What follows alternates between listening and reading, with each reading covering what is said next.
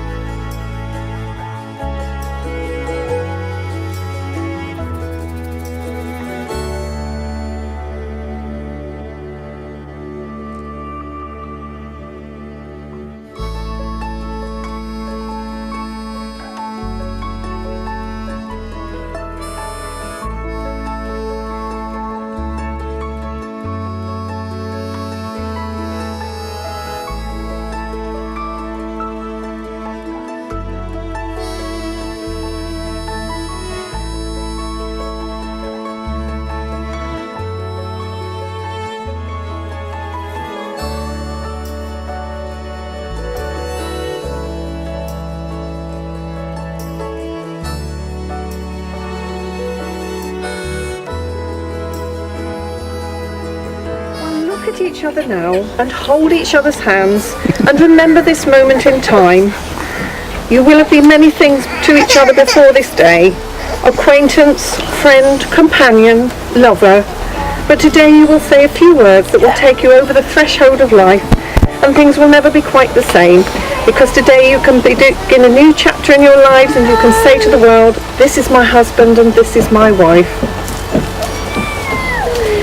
This place in which we are now met has been duly sanctioned according to law for the celebration of marriage, and we are gathered here today to witness the marriage of Gareth and Charlotte.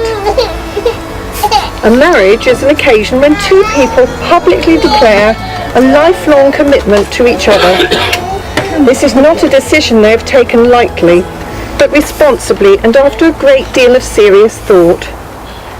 Gareth and Charlotte have made that decision and present themselves here today to be married in front of you, their family and friends. However, before that can happen, I have to ask if anyone here present knows of any legal impediment to this marriage. They must declare it now. They wouldn't dare, would they? Well, I think we'll have a little break there now and we'll have your first reading, shall we? Is that okay? Lovely. So I think somewhere we've got Amanda and Kelly that are going to come up and do us a reading.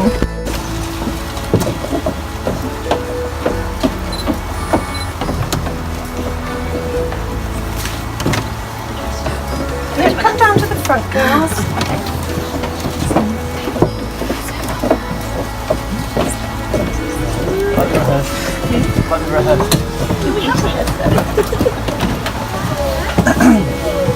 Here's to right now. You're surrounded by your loved ones and all are wishing you well as you create a brand new chapter in the story that is yours to tell. You talk about the memories you have yet to make together and the moments you've already shared to be carried with you forever. But take the time to live today as your marriage begins. Look around and soak it up, the moment we are in. For this is where the magic starts, when they both say your vows. You pledge to spend your lives as one because of the love you feel now. So yes, here's to a future that's bright and warm and clear, but more than that, here's to right now and what it means to be here. Lovely, thank you very much. Thank you.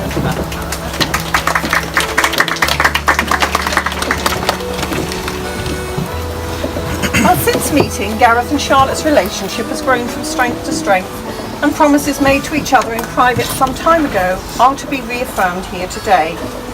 But before we begin, I must formally identify you both. Are you known as Gareth David Lewis? Yeah. And are you known as Charlotte K. Adams? Yes. Before you are joined in matrimony, I have to remind you of the solemn and binding character of the vows you are about to make. Marriage, according to the law of this country, is the union of two people voluntarily entered into for life to the exclusion of all others. And a strong marriage is based upon a deep love and a lasting friendship, and is the promise between two people that they will live their lives together, whatever that future may bring. And this is the core of your marriage and why you are here today. So Gareth, do you freely take Charlotte here present to be your lawful wedded wife? I do. And will you love her, comfort and respect her, and remain supportive to her through all the circumstances of your life together? I will. And Charlotte, do you freely take Gareth here present to be your lawful wedded husband? I do. And will you love him, comfort and respect him, and remain supportive to him throughout the circumstances of your life together? I shall now ask each of you in turn to formally declare that you know not of any lawful impediment why you should not be married to each other. So Gareth, if you'd like to go first and repeat after me. Okay. I do solemnly declare I do solemnly declare that I know not of any lawful impediment why I, Gareth David Lewis, may not be joined in matrimony to Charlotte K. Adams. And I call upon these persons here present to witness that I, Gareth, do take thee, Charlotte, to be my lawful wedded wife. Charlotte, I'm going to ask you to make that same declaration. I do solemnly declare I do solemnly declare that I know not that I know not of any lawful impediment of any lawful impediment why I, Charlotte K. Adams, why I, Charlotte K. Adams, may not be joined in matrimony to Gareth David Lewis. David Lewis. And I call upon these persons here present to witness that I, Charlotte, do take thee, Gareth, to be my lawful wedded husband. There Was any doubt about that, was there? Well, ladies and gentlemen, we've now reached the part of the ceremony where our bride and groom will exchange rings and make their vows to each other. So, if you are able, could you please stand for this part of the ceremony?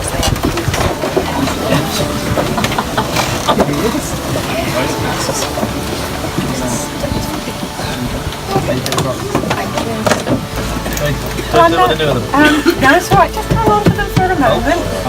That's fine.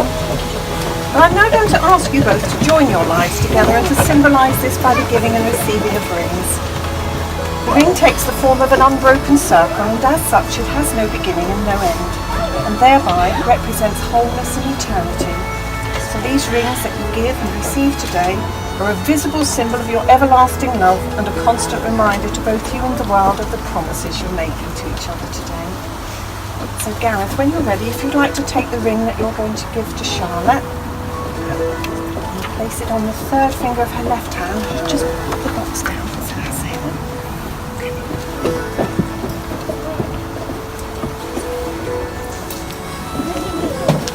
Keeping hold of her hand as you say these words.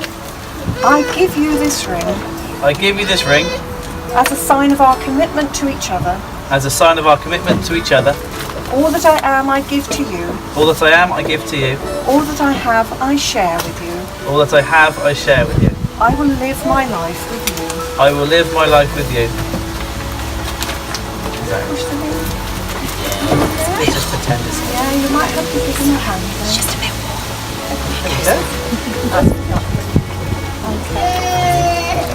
Charlotte, when you're ready, if you'd like to take the ring that you were going to give to Gareth, again place it on the third finger of his left hand. Right, and again, keeping hold of his hand as you say the same words. I give you this ring. As a sign of our commitment to each other. All that I am, I give to you. All that I have, I share with you. I will live my life with you.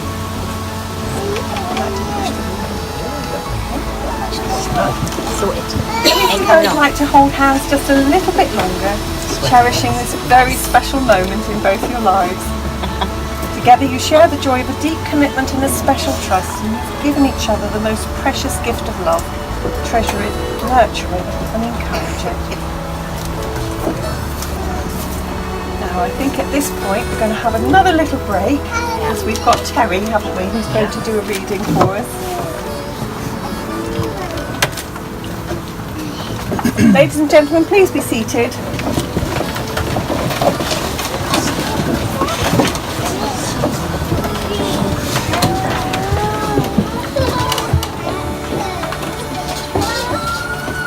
If you live to be 100, I want to live to be 100 minus 1 day, so I never have to live without you. Piglet sidled up to Blue from behind. Who? She whispered. Yes, Piglet. Nothing, said Piglet, taking Blue's hand. I just wanted to be sure of you. We'll be friends forever, won't we, Blue? Asked Piglet. Even longer, Blue answered. If ever there is a tomorrow when we're not together, there is something you must always remember. You're braver than you believe, stronger than you seem, and smarter than you think. The most important thing is, even if we're apart, I'll always be with you. Thank you.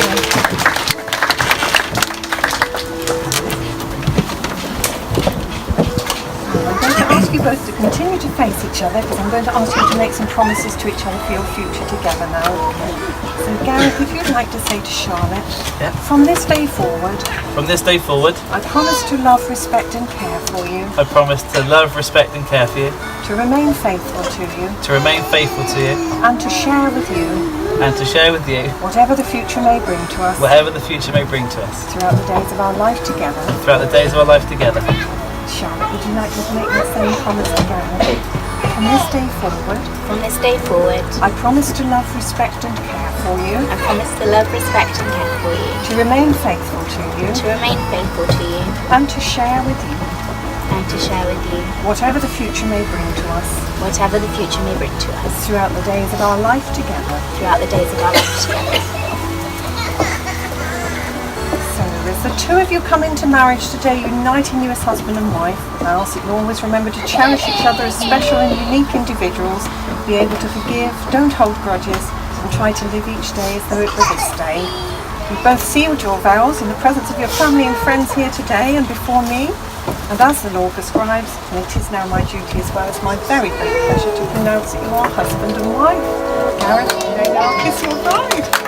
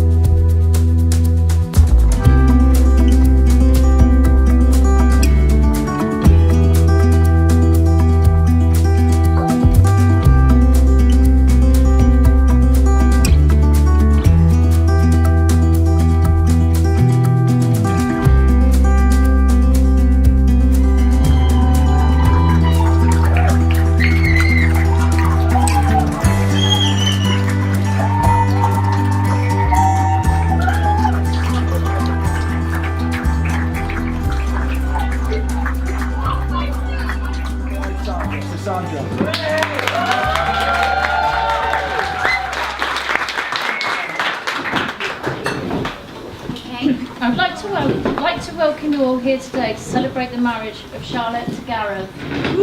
For those who don't know me, I'm Sandra, mother of the bride. I have had the honour of walking Charlotte down the aisle on this special day, as sadly her dad is no longer with us, but I know how proud he would have been here today. I'm sure you agree how stunning Charlotte looks today, and Gareth, well, I thought you would have made it evident. Never mind, hey. Char, you have grown from a beautiful girl into a beautiful and loving young lady. As a child, Char had a unique way of remembering places she had visited by reciting what she had eaten. She can still do it really well. It's a talent. So sorry, Gareth. When she looks back on this special day, she will start off by how nice the food was. After a year out of studying, Char started her journey by leaving home and heading to Bedford University, where on many occasions I had an intoxicated daughter and friends phoning at around midnight, singing Journey, Don't Stop Believing. You loved it. Which reminds me of our little road trips, singing and dancing in the car to our favourite songs. We thought we made the bus driver smile that day. I am so proud of what a fantastic mother you are to Layla and Faith. From day one, you and Gareth took on the parenting role, getting into a great routine and showing the girls love and making a lovely family, including Pepper, who could no longer couldn't make it today. She had plans with Buddy. She did. She loves Buddy. Tips for a happy marriage. Gareth, one for you. Learn how to load the dishwasher.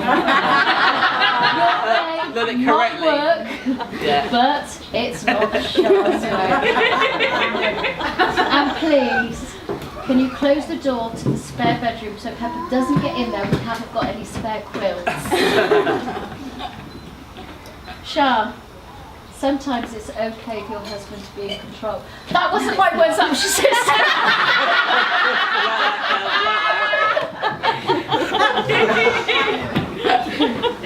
See, she loves it. All jokes aside, love, laugh, and be happy. And on that note, would you all please raise your glasses to the happy couple, Mr. and Mrs. Lewis, and not forgetting Layla and Faith. Mr. and Mrs. Lewis.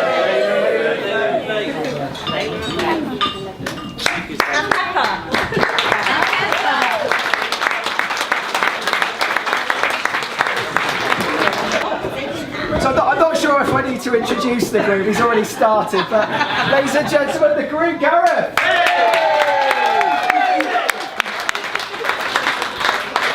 Hello everybody. Gareth Bristol. Okay, first I'd like to say how amazing Mrs. Lewis looks today. Yeah. So please make it clap for my mum, Only joking, obviously I mean my new wife. This is Charlotte Lewis. Sounds pretty strange to say. We'd like to thank you all for coming today and helping us make this day special. But the biggest thanks must go to Charlotte for agreeing to marry me, so thank you for that. And also, everyone who set up yesterday, it was an absolute sweaty day, but thanks very much. Thank you so much. Yeah, absolutely solid day. Well done, guys. Thank you. No worries. Now, being a shorter gentleman whose leg length is much shorter than his waistband, I wouldn't really consider myself to be the catch on a night out. So, first thing I did was took to internet dating. It really is amazing what you can do with a great iPhone filter. So, after swiping through lots of bunters and crazy people, I stumbled across Char. Now, she instantly stood out to me, mainly because she's the first person I'd matched with that I hadn't recognised on the Jeremy Kyle show.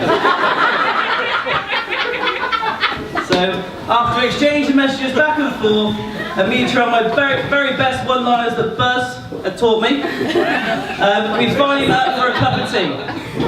And then we decided on a proper date. I felt pretty confident and I had pretty high hopes. So confident in fact that I had to get my brother-in-law round, Toby, for an emergency back shave. So, hours later, I was hair-free and ready to meet Char. Now, to be fair, Char, pretty early in our relationship, you taught me some pretty valuable lessons. Firstly, it's not cool having a Christmas tree up in March. And it doesn't signify a carefree single male, more like a lazy, pathetic loser, so thank you for that. Also, a fridge is essential in a household, and a bag of Haribo is not a nutritious meal, so thank you for that. Anyone that knows Char, as a friend or family member, knows how caring and supportive she is. She's the kind of person that drops everything to be there when you need her. I think that's a quality that's very hard to find. Char's always encouraged me and given me confidence to pursue my career and interests. She even stood by me during the difficult cycling phase where I pretty much lived in Lycra. And the times I'm abroad with work or back late, she never managed to support me whenever I need it. So another thing about Charlotte is that she's really big on family work, family things as well. So you quickly embedded yourself into our family. You've been a fantastic auntie for Lucy and Katie, as well as others on the other side, so Mia, Rose, Ruby, Esme, etc. In fact, when we first met, it was Katie's birthday, 5th birthday, and I do someone's question when you weren't scared off, you sort of hung around a little bit longer, because my mum had made a frozen cake which would be eaten by ants. So, but yeah, as she picked out the hundreds of ants and served the cake, I still remember the look of horror on Char's face. And I thought to myself, well, it was fun while it's lasted. Cheers, Mum. Hashtag pop-rock.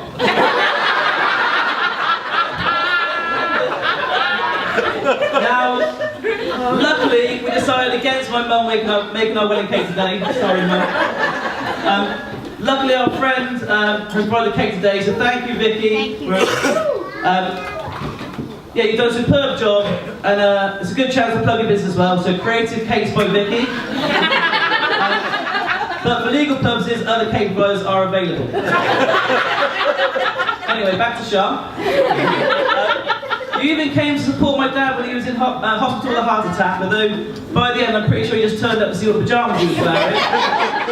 Our personal favourite being the 68 and I owe you one. So classy dad, very classy. Char has always been very caring and generous, and for my 30th birthday she whisked me away to Budapest to celebrate me getting old. We went there expecting a boozy weekend coupled with some sightseeing. Little did we know at the time though, we'd come away with much more than just memories, as 36.5 weeks later, you gave an even better present with our beautiful girls, Layla and Faith, who were meant to be here at the moment, but they're over there somewhere with some strangers that we don't know.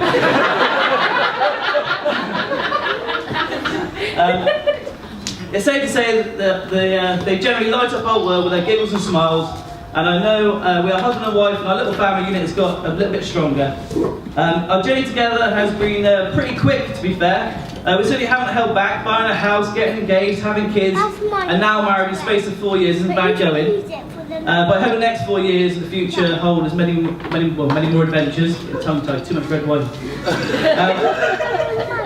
And to be fair, both Char and I have been lucky to come from supportive, loving families, and I'm sure they put us in good stead for the future.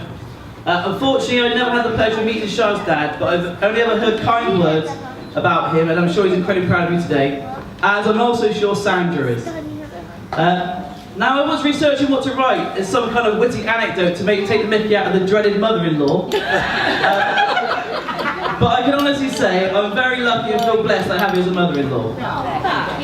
From the start, you've really welcomed me and made me feel part of the family, so I'm grateful for that. And I also appreciate you bringing up such a well-rounded, gorgeous daughter that you've shown to become an amazing mum as well. So thank you for that.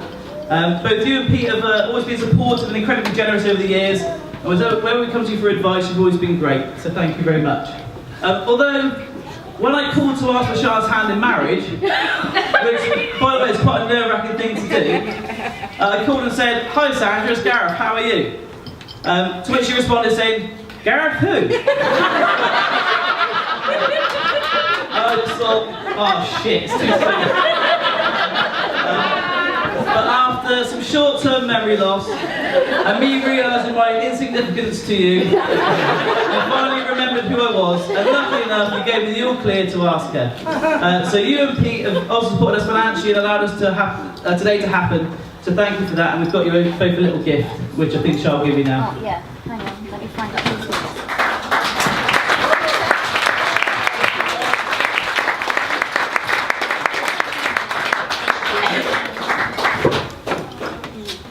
Thanks, guys. So then that brings me to my mum and dad. Again, thank you for your support to us today, financially making signs and sewing and stuff. You have both been incredibly supportive as parents, encouraging me through things like sport, uni, travelling, etc. I have early memories of you watching me play football growing up. Now, I should probably use the term playing quite loosely because I did spend my first 5 seasons actively avoiding the ball. So it must be painful viewing on a dark day at World Recreation Ground, but you still rocked up every week wearing your hoodies and your layers of socks, so I really appreciate that. And a memory that stands out for me and Shah is when we were thinking about buying a house. We were only looking at a show home, didn't really have much interest in buying a house.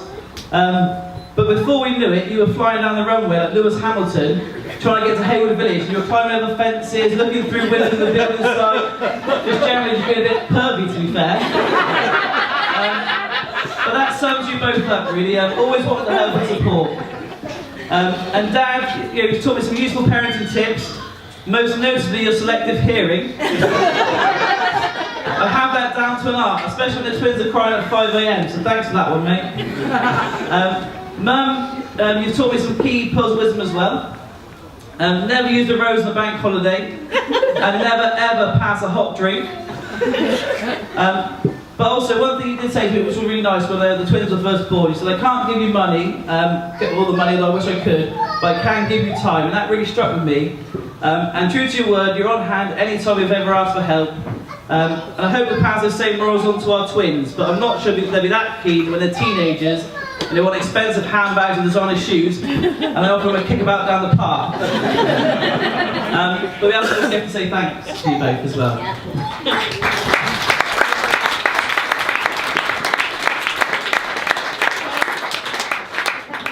Now, Shara and I realised that getting married in Newton Abbott has been a bit of a ball ache for everybody to travel.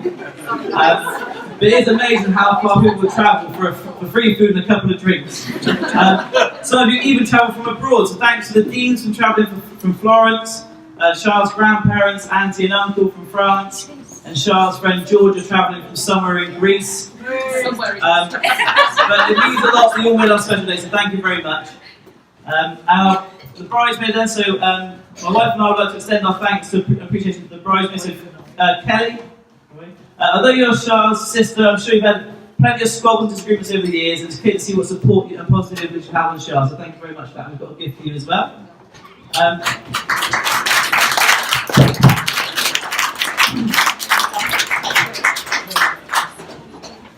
Frank, you've been an amazing supportive friend for Shara over the years, and thank you for your help today, and you both look fantastic. So well done, gift for you as well.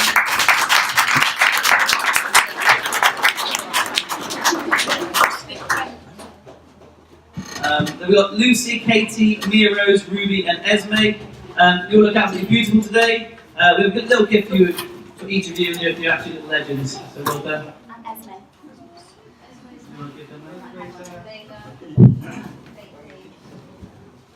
Mia Rose.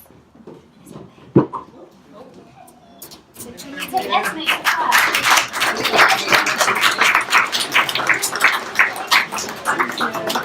Katie.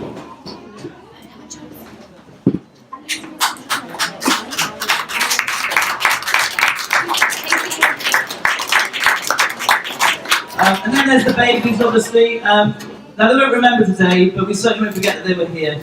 I felt incredibly lucky when I saw not only my wife walking down the aisle, but my beautiful daughters as well, so I feel very privileged for that.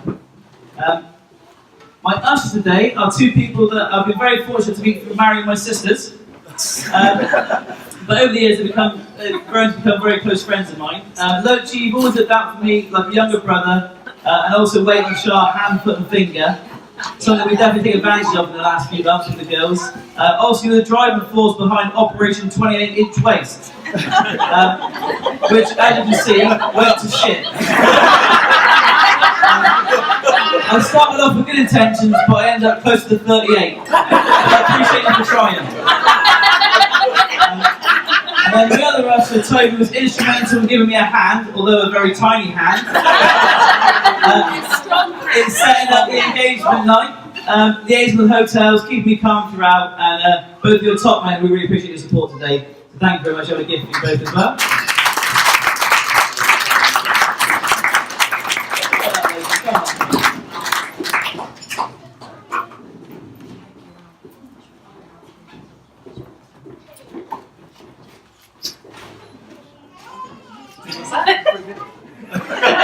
That's me, each place, mate, all the way. So that brings me to our last thank you. Now, in life you are lucky to have one great friend, but somehow I ended up with two in Buzz and Bearsy. These two have certainly earned their stripes with NAFI over the years, and deservedly are my best man today. Toby always said to me, you can only have one best man, because it's such an honour. But as soon as I asked Shah to marry me, I knew I had to have both of you by my side, and the honour was purely mine, so thank you very much today, guys. I did wonder, however, how the stag do would go, because I had organised a holiday with Buzz before, and he sat back and allowed me to organise the whole thing.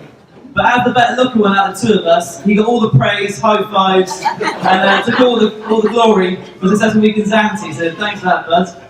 And Bearsy, to be fair, we only ever communicate through office quotes, Peep Show and Alan Partridge, so I wasn't quite sure how he'd cope with anything seriously, but to be fair, you both did a cracking job with the stag do in Lisbon.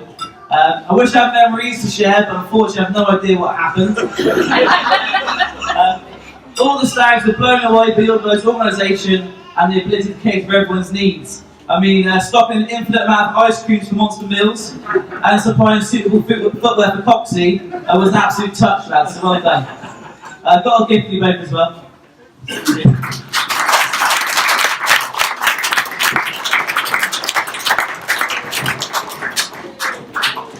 And just remember that during these two speaks, that they actively encouraged me to do these things. They definitely suggested the extra drink and or fabricated the truth to make the pantomime villain. So hope they go easy on me. So lastly, I'll need to do some toasts. You'll need to take baby sips because there's a few to do.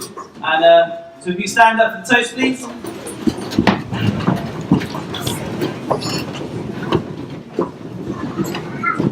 Don't worry if the legs start to ache, I'm only going to another 20 minutes.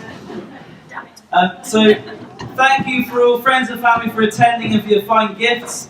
I will be noting any poor gifts, you will not be attending my next wedding.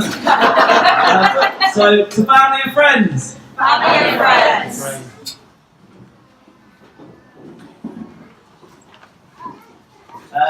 Next, I'd like to toast the parents and step-parents. So, to parents and step-parents. Parents and step-parents. I'd like to toast those who cannot be with us today, such as some parents, grandparents, or friends. So can we say a toast to loved ones? Loved ones.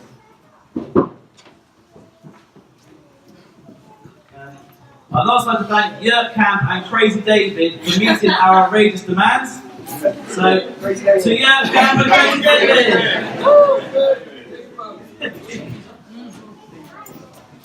And lastly, and most importantly, I'd like to toast my beautiful wife. She is a loving, caring person who I really could not live without. So, to Mrs. Charlotte Lewis. Charlotte Lewis! You can all sit down.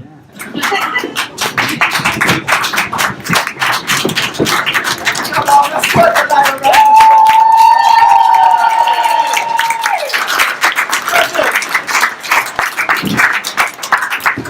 So, final speech of the afternoon, everybody. So, let's welcome the best man. Come on, everybody.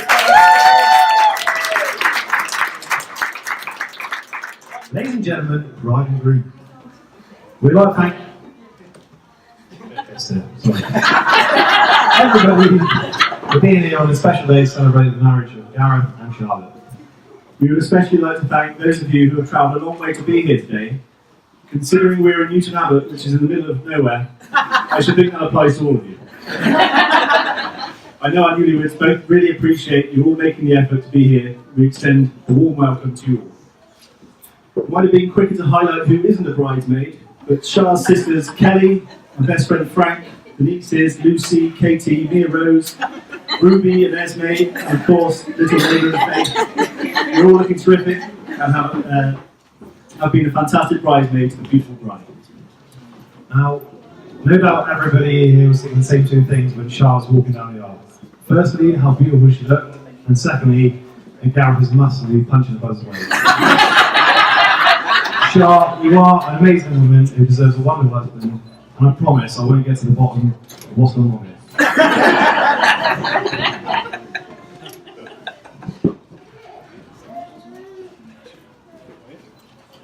Can we please raise a glass to the bridesmaid, Charlotte, and to all those involved in making a special day happen? Charlotte,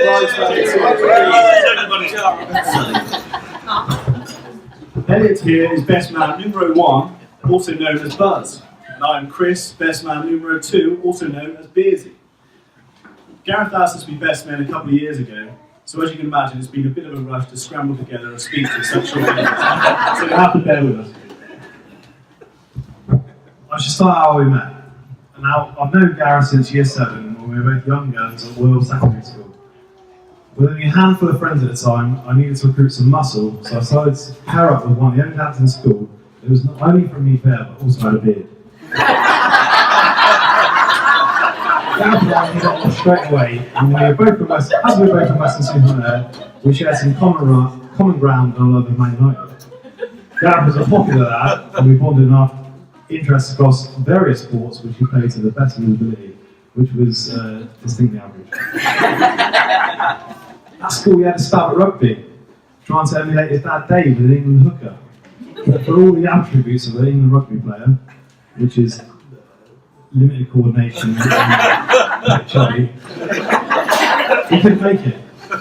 Now, recently, whilst writing the best man speech, I asked his dad Dave why Gareth never made it as a rugby player. I received the following response. It's a direct quote. I took Gareth to Western Rugby Club once, and he found it too hard. He cried. It was only touch rugby. In the end, I had taken World Juniors Football Club, as he was too soft. That's it. I am being harsh, as Gareth was a steady performer across all sports. A real 6 out of 10, week in, week out. The reliable nature of Gareth's 6 out of 10 performance was highlighted by Toby Dean, his brother-in-law. He then stirring team talk in a relegation battle, a real 6-pointer, a must-win game. Toby, the manager, was trying to G us all up, looking us all up and down, giving us words of confidence. The team talk went as follows. We got Brits playing on a spine to the side, we've got Buzz up front for score goals, we've got Lloyd, he's hard as nails in the middle, we've got Gaza, consistent. Sure, I hope Gaz is consistent tonight, because that team talk didn't fire us up. If anyone wants to know how that game went, we lost 6-0. So.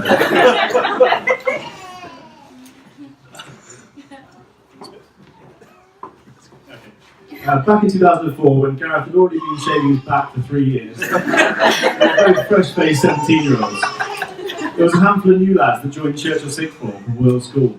One chap brought with him a dynamic nickname, clearly he had a bit about him. A maverick who went by just the initial G. It wasn't until maybe the second week that I realised that the guy with a single syllable for a nickname was in fact the tenacious, ankle-biting World Juniors fullback, formerly known as Gareth.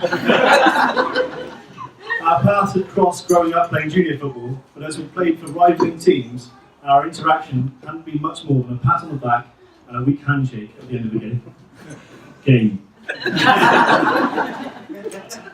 We hadn't long started sixth form when one of the Churchill lot had managed to persuade their parents to go away for the weekend so that they could host a house party. This was going to be a perfect opportunity for the new World lads to mingle and get to know everybody. It must have been as late as 7 PM and everyone was standing around in the kitchen having a few beers. It was a chilled out get to know each other vibe when all of a sudden the house party ambience took an unexpected twist. Crawling out of the bathroom on all fours, laughing hysterically in full display of everyone, with sick in their hair and sick all over their face, was G. It was at that moment which I knew we were going to get along. He was a guy who had really brought his pre-drinking A game to the party. He'd set the bar. Now, Gareth seemed to have a taste for the sauce after this party, and I caught up with him once again at Colmsbury Football Club in the season award ceremony, where we were both playing at the time. Now, I was awarded Colmsbury FC Young Player of the Award. And I was given a big trophy, which I was chuffed to bits about. And as is tradition, whenever a cup is presented, we're told to drink booze from it, so we gladly obliged. Gareth went a bit overboard and demanded he neck a second, and decided to fill it with this time with cider and 2 shots of tequila. Down it went, and within 10 seconds, Gareth was throwing it back up, all over the white dinner cloth at Cadbury Country Club. Gareth was kindly asked to leave the venue, and then attempted to call the football club chairman's daughter on the way out. That was the last time we ever played for Colmsbury FC.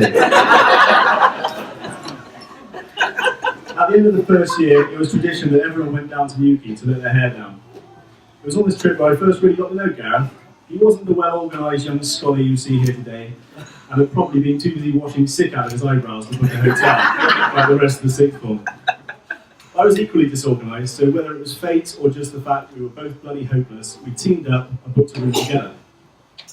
Heading down to Newquay in my clapped-out old Fiesta, I can't help thinking we were the inspiration for the in-betweeners. With a dancing hula girl on the dash and Maroon 5 on the tape deck, we were a mobile woman repellent. When we rocked up in Newquay, our accommodation couldn't have been further from the Fistral Beach surfer's shag pad we had in mind. We'd landed a room in a quiet little B&B run by a frail old woman. Most 17-year-old lads out on the razzle-dazzle got the same agenda, but any minuscule hope we had of pulling a few girls that week was quickly dashed when the old dear took one look at us and told us that her little B&B was not a knocking house. That said, she did do a lovely breakfast, so being 17 meant it was always hit and miss whether we were going to get into any nightclubs. Fortunately for me, I had a bit of height in my favour, but Gareth definitely didn't. Luckily, Gareth was on the ball and had sent away for his own fake ID. Getting a fake ID meant a clean slate. He could be whoever he wanted to be. The sexiest name that Gareth could come up with, the one that was really going to cause a stir, the one that was going to have women falling at his feet, was international man of mystery, Gary Thurston.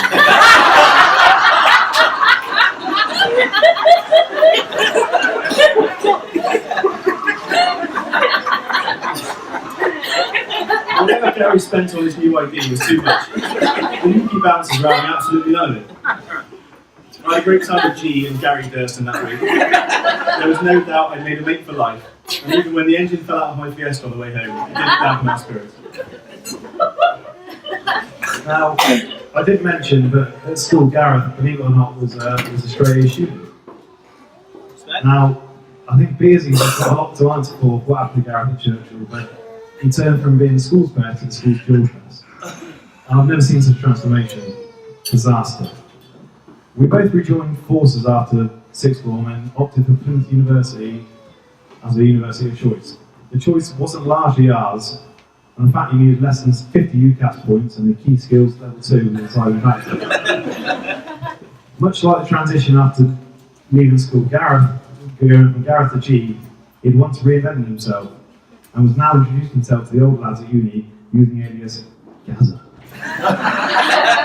Or even a more catchy nickname of Gaz. In our first few weeks, we both joined the University of Plymouth Football Club, which Gazza chucked his heart and soul into, much to the detriment of his degree. But in the first few months, we were quickly persuaded into spending our first student loan instalment on a deposit for a football club tour, which is essentially a week-long piss-up on one of the Greek islands. On this tour, we designated funnel bearers. This meant looking after the funnel at all times, and ensuring that anyone needed to neck their pint of beer could do so in an efficient and carefree manner. The punishment for not carrying the funnel at all times wasn't going to think about as a pressure, so Gaz and I took the job very, very seriously. We wanted to be the best funnel bearers in the history of the football club, so we decided to do warm-up funnels to test it out. 1 led to 2, 2 to 4, and 8 funnels later we were passed out on the stripping tanning. Thankfully, someone captured this moment. I think it sums up our relationship. So, Gareth, I've got you some little something to hang up in your living room to remind us of it. And as you can see, Charlie, if you didn't mind. Gareth, the fun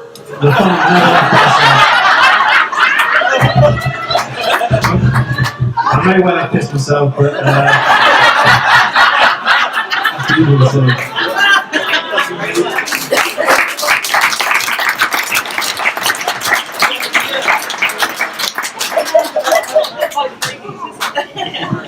put it in his garage.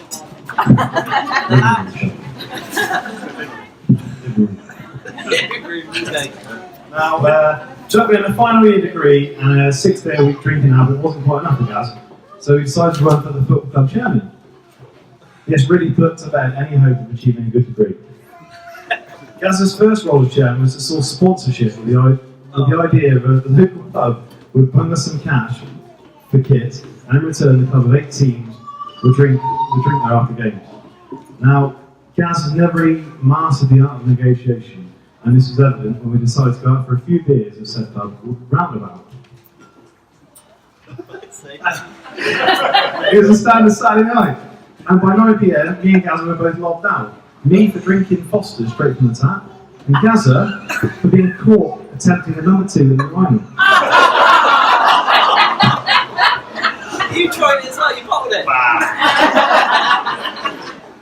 As we get hoofed out by the bouncer and bar manager, Gaz thought this would be a great opportunity to raise the question of sponsorship. That was met with a resounding absolutely not, and dished out a lifetime ban for both of us. When Gareth returned from Plymouth, it was as if he'd never been away. He'd slotted back into his role at Sainsbury's, where he was a firm favourite with the regular customers and was on first-aid terms with all the local cotton tops. I'm also led to believe that due to his devotion at the supermarket, he was presented with the Lifetime Achievement Award, recognising outstanding service and commitment to shelf stacking and trolley collecting. Just like with this job, our friendship picked up exactly where it had left off. I managed to talk Gazza into moving into my box room. When we weren't going out in the West, we were pushing our alcohol tolerance to the absolute limit. And when Gaz wasn't shaving his chest in my back garden, we wasted a lot of time playing FIFA on the PlayStation. To give a bit of structure to our gaming, I foolishly suggested that we set up a FIFA tally chart to keep track of who's winning. This was almost definitely as sad as it sounds, but what was even more tragic was how one-sided this tally chart became. I hadn't taken into account the fact that Gareth had been away on a 3-year PlayStation training camp, or what Gaz referred to as uni. Gareth took great delight in showing everyone he knew the tally chart. Meanwhile, I was seriously considering giving his notice. Gaz eventually left Sainsbury's with a heavy heart, but since became a very successful course leader for sport at Bridgewater College. You can only imagine the sport is theory-based, considering Gaz's fitness levels have dwindled considerably in recent years.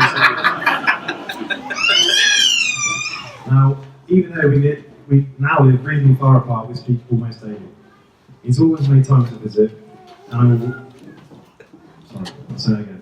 He's always made time and effort to visit, although I'm not sure whether it's to see me or just to visit Soho and Old Compton Street. In all seriousness, Shah, I'm so pleased you came into his life, and he's a better man with you.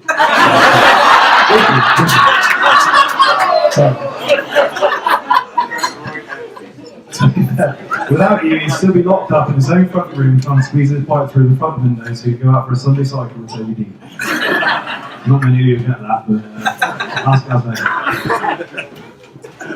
It will come as no surprise to Shah when I say that Gareth does in fact have another love in his life. His infatuation with David Brent has stood the test of time, and his love for The Office has only grown stronger the years gone by. God help you if you haven't seen The Office, because more often than not, a conversation with Gareth is just a combination of carefully selected David Brent quotes that he has at his disposal.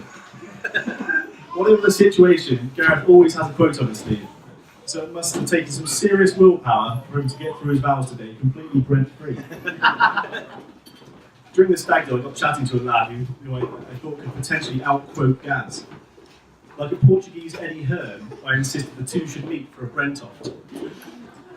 And Unfortunately, when I tried to introduce the two, my man had become a casualty of the free bar and was a dribbling wreck. We promptly conceded and got back to the bar crawl. Gaz was none the wiser. We certainly don't need to go into detail about the stag do, but I think the general consensus with Lisbon was a success. Perhaps the only hiccup was when the stress of losing his phone on the first night almost caused Gaz's old man's heart to go up.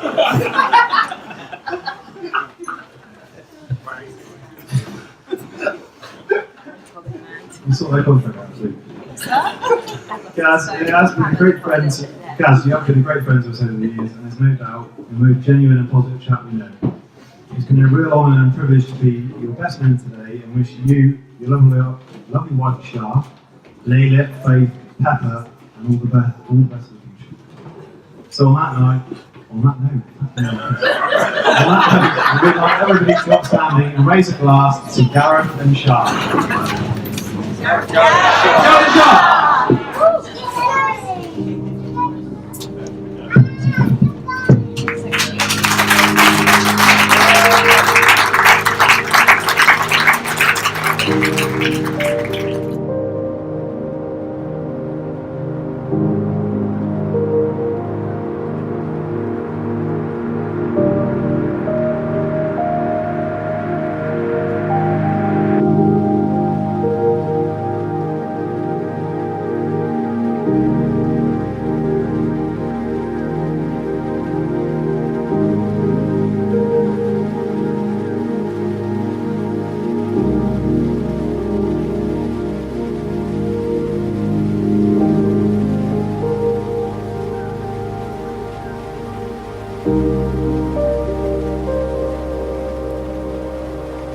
Thank you.